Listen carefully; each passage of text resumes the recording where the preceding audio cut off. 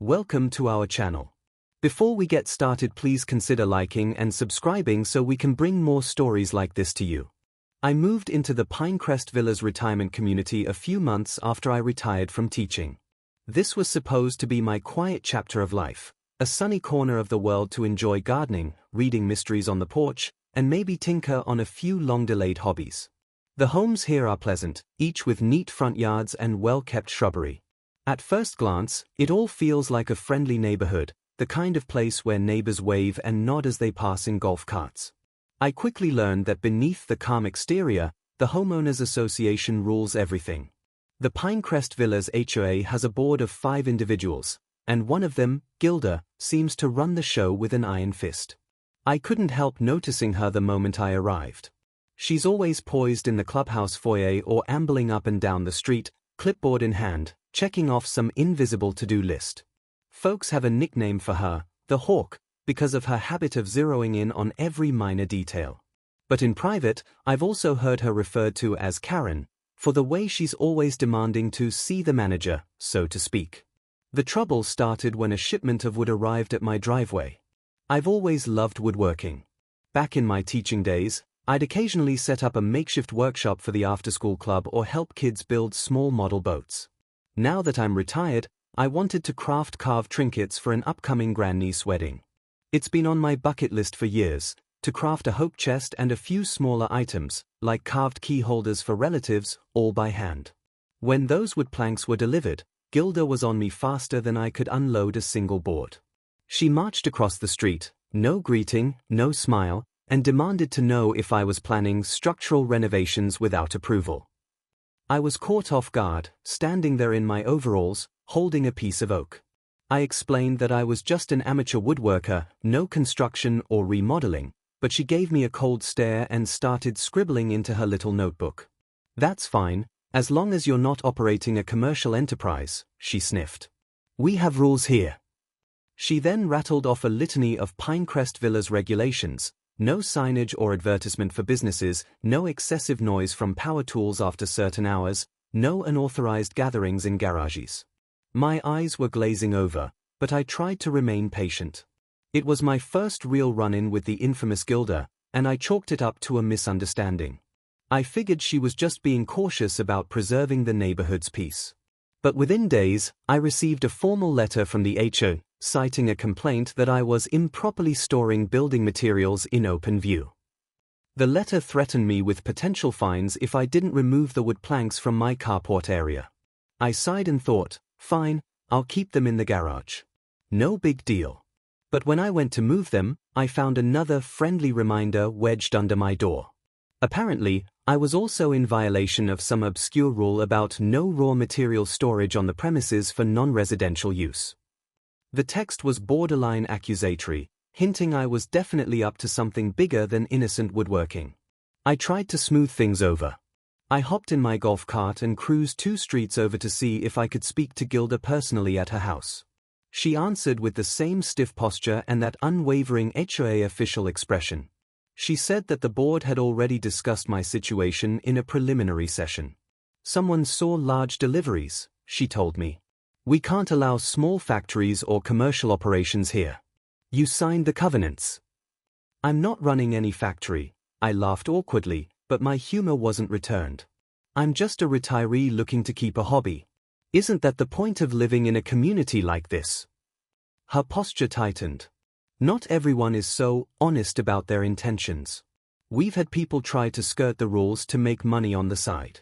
It's my duty to protect property values." I repeated that I only wanted to build a few gifts. No signs. No business. Just occasional sawdust in my garage, I said. To my surprise, she told me the board would want proper documentation of my usage of the wood. I couldn't tell if she was serious, but by the look in her eyes, she absolutely was. She recommended I fill out a special request form for non-standard occupancy usage of my garage. I didn't even know such a form existed. Reluctantly, I went to the clubhouse office to pick it up. The receptionist's eyes rolled when I explained what I needed. She told me Gilda insisted on these forms even for minor activities, like someone storing a set of leftover bricks or a small generator. She whispered that this was Gilda's pet project, cracking down on anything that might be perceived as a rule violation. I filed the form anyway, swallowing my pride. I answered bizarre questions like, do you anticipate having employees on site, and will you be using commercial vehicles? I signed, dated, and submitted. Meanwhile, I arranged the wood planks neatly in my garage, well out of view, and carried on. I thought that was the end of it. For a few weeks, everything seemed fine. I even got neighborly waves from a couple across the street, Louise and Buck, who admired the little carved plaques I'd made for their mailbox post in my previous neighborhood. We chatted briefly, and they assured me Pinecrest Villas was usually a pleasant place to live, but to watch out for Gilda if she gets fixated. Sure enough, the quiet didn't last. One morning, I was hauling an old lathe from the back of my truck into the garage when I noticed Gilda standing on the sidewalk with her phone out, snapping photos. She claimed she was just documenting potential hazards. I didn't argue, but something knotted in my stomach. This was turning into a bizarre cat-and-mouse game, and I had no idea why. A few days later, I discovered a new letter stuck in my mailbox. This time, it was more serious. It said there would be a hearing about my activities. The letter named a date, time, and indicated I should be prepared to address concerns raised by several residents who believed I was using my home as a base for unapproved business transactions. It was signed by the entire HOA board, Gilda's name proudly in the center. I felt my blood pressure rise. I was no cunning businessman. I was a retired teacher with a new hobby. But apparently, rumor was spreading that my workshop was some covert operation. I immediately guessed who was at the root of those rumors. No matter how ridiculous this was, I knew better than to ignore an HOA summons. I marked the date on my calendar and did my best to gather anything that could show I wasn't operating a commercial enterprise, receipts for the supplies that indicated personal quantities, even pictures of the half-finished hope chest I was carving. I planned to stay calm, keep my sense of humor, and trust that the board would come to see it was all a silly misunderstanding. Part of me believed this was just Gilda's overzealous nature, that once she saw the truth, she'd drop the matter. Yet a nagging doubt in my mind said, this woman thrives on confrontation. If she wants to make an example of me, I better be ready for a fight. I tried to find the silver lining, at least I'd get to see how the HOA functioned. And maybe meeting them face to face would prove I wasn't some suspicious figure looking to turn my garage into a sawmill. I arrived at the clubhouse early, hoping to calm my nerves by sitting for a moment in the garden outside. But Gilda was already there, at a long table in the lounge, flanked by two other board members, Cliff and Dolores, a married couple easily in their 70s, and a woman named Harriet, who rarely seemed to speak. Another seat was empty, presumably for a member who couldn't make it. The lounge looked like a meeting space from a small-town city council, with plastic folding chairs lined up facing the long table. About a dozen residents were scattered throughout the rows, quietly whispering to each other. My neighbor Louise gave me a supportive nod, which helped settle my nerves. The meeting kicked off with formalities, a reading of the minutes from last month's session about landscaping budgets and a holiday luncheon. Finally, Gilda addressed new business, alleged commercial activities at 144 Pinecrest Drive. My address. She handed out copies of a typed statement. We've received complaints that Mr. Horner, a new resident, is engaged in repeated deliveries and possible sales of woodcraft items from his home. I raised my hand politely. I'd like to address this directly. My name is Walter Horner, I'm a retired school teacher, and everything I do is purely for personal or family use. The deliveries were from a craft supplier, nothing more. Dolores leaned forward with a gentle smile. And you have no intention of selling these wood pieces? None at all. My niece is getting married. I'm building a hope chest and a few small gifts. Gilda's face remained rigid. Then why do you have a lathe? That suggests production. I resisted the urge to roll my eyes. I like to use a lathe for detailed wood turning, table legs, ornate edges, that kind of thing. It's just a hobby. You can see some of my pieces if you want. I held up a few photos. They passed my pictures around. Dolores's eyes lit up admiring the craftsmanship, and Cliff nodded approvingly. Harriet barely glanced at them, while Gilda examined the photos with the same caution one would use inspecting counterfeit money. Well, the board must determine if you're violating any bylaws, Gilda said sharply. If you are manufacturing goods for sale or profit, that's against our covenants. If you're hosting employees or customers, that's also a violation. Do you realize the potential traffic that could generate on our quiet streets? I almost laughed at the word employees, but I managed to hold it in. There's no traffic. The only vehicles in my driveway belong to me, or occasionally my friend who helps me lift heavy boards. I'm not selling anything. The other board members seemed somewhat swayed by my explanation. They asked a few more questions, then Dolores motioned to drop the complaint if I agreed to store my materials neatly and keep noise levels low. But Gilda wasn't finished. She stood up, stared down at me, and declared she had additional evidence to present. From a manila folder, she produced photographs of me loading my truck with boxes. I recognized them as the shipping boxes I used to mail off small keepsakes to relatives in other states. She slapped them onto the table as though they were scandalous evidence. You see?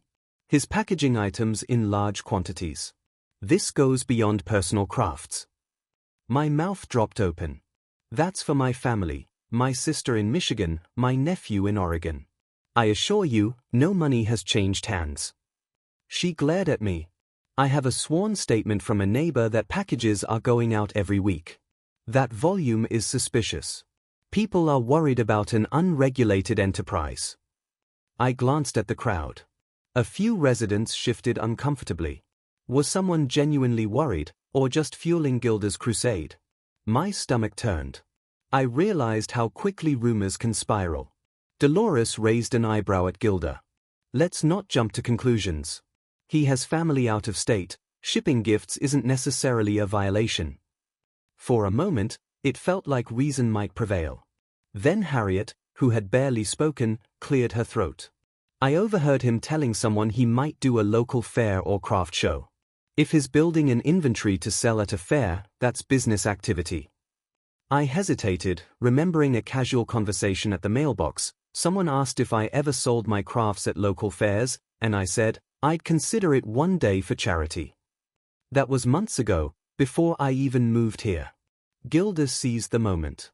So you admit you're considering selling your items? That's a direct violation. I tried to stay calm. This is a misunderstanding. I said one day, maybe. But right now, there is no business. I can show you all my financial statements if it puts your mind at ease. There's zero income from woodcraft. After more back and forth, Cliff scratched his head, muttering that it was a lot of fuss over a hobby. But Gilda insisted on a formal vote. Cliff and Dolores voted to dismiss the complaint under the condition that I store my supplies appropriately and keep any packaging discreet. Harriet, swayed by Gilda, abstained. Gilda herself voted against dismissal.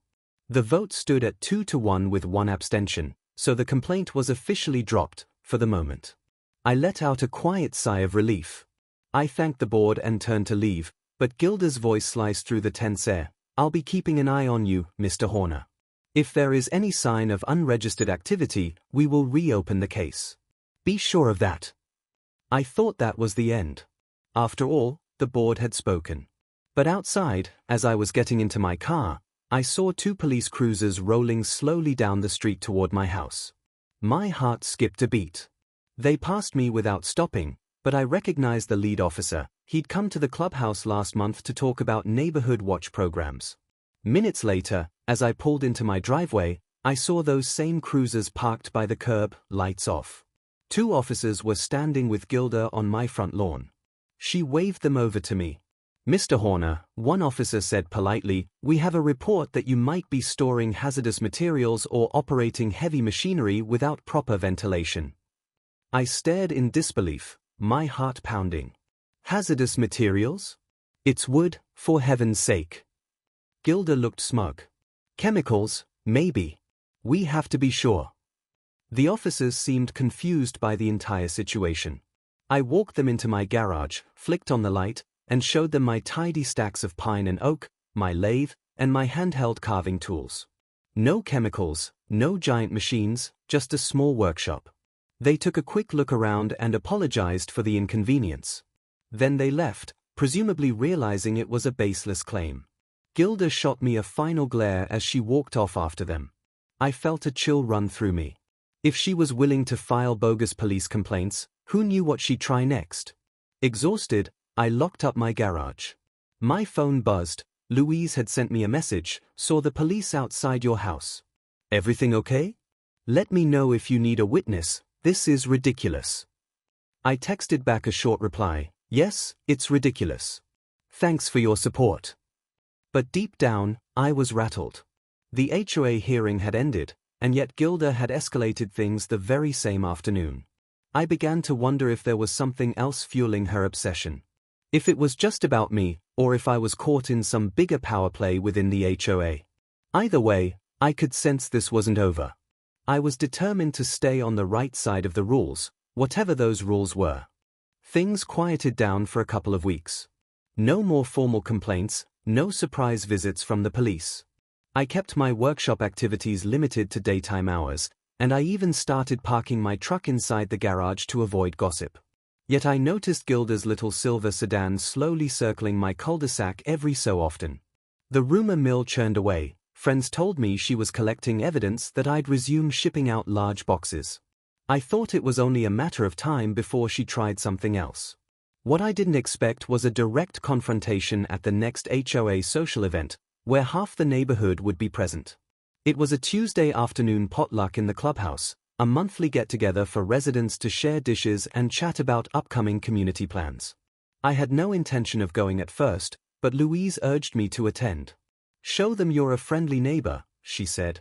The more people see you're just a regular guy, the less fuel Gilda has for her nonsense. I took her advice. I brought my signature deviled eggs and tried to mingle. Several folks welcomed me warmly, complimenting the eggs, but I could sense the tension. Some folks had obviously heard Gilda's take on me, that I was a shady woodworker who might be ignoring the rules.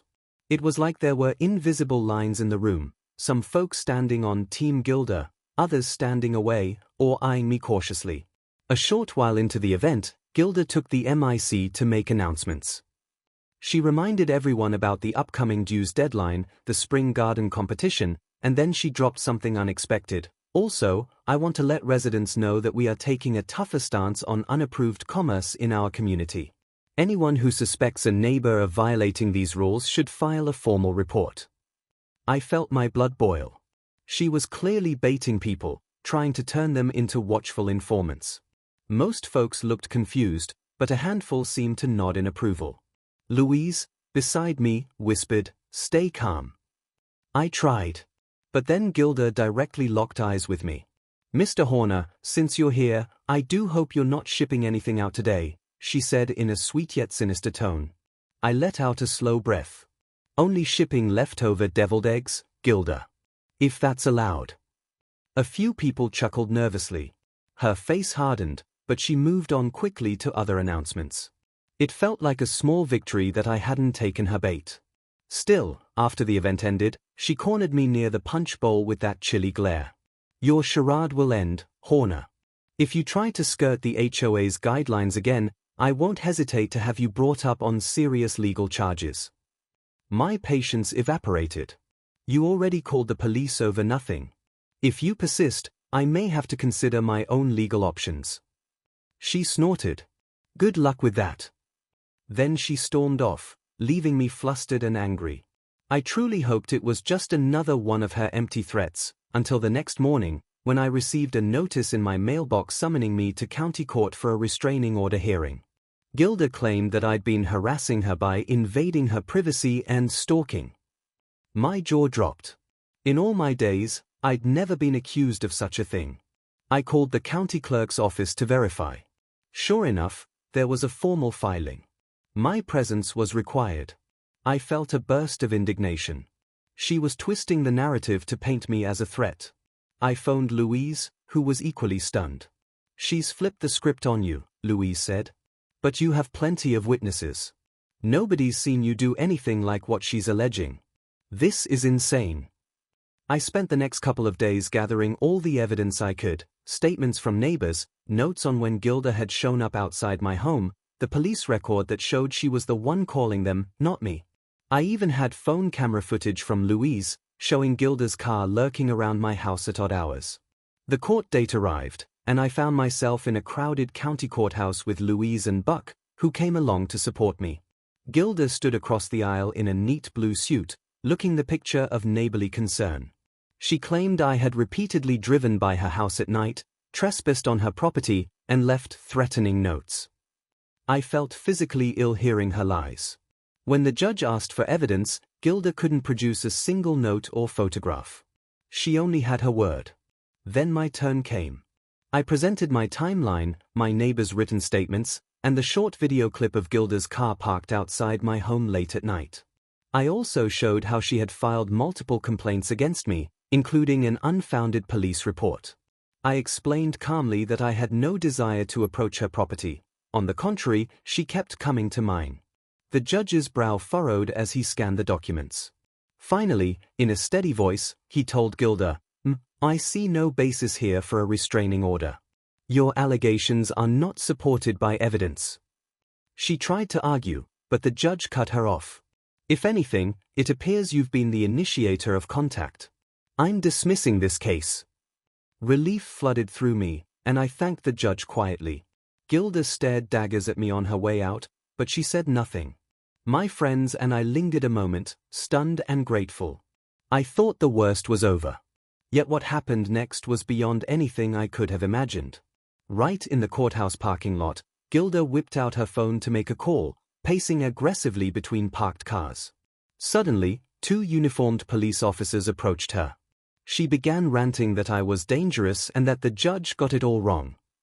The officers seemed confused, and one repeatedly asked her to calm down. The last thing I saw, as Louise and I walked to my car, was Gilda's voice escalating into a shriek.